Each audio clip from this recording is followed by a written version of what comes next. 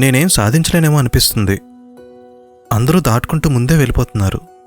నేనేమి చేయలేనేమో అనిపిస్తుంది. అర్జునుడు కూడా కురుక్షేత్రంలో అలానే ఫీల్ అయ్యాడు.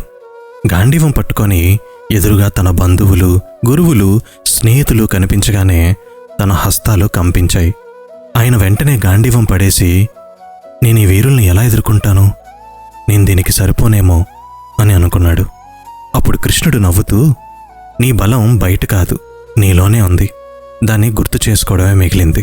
అంటే ఇలా డౌట్ రావడం నార్మలేనా? అవును హితుడా, సెల్ఫ్ డౌట్ అనేది బలహీనత కాదు, అది క్లారిటీకి మొదటి అడుగు. అర్జునుడి డౌట్ వల్లే భగవద్గీత పుట్టింది. నీ డౌట్ని డిస్ట్రక్షన్ లాగా చూడకు, డైరెక్షన్ లాగా చూడు. అప్పుడే నీలోని నిజమైన శక్తి బయటకు వస్తుంది. అంటే డౌట్ కూడా ఒక బ్లెస్సింగ్ అనే అంటావు? అవును, డౌట్ అనేది చీకటి కాదు, దారి చూపే దీపం.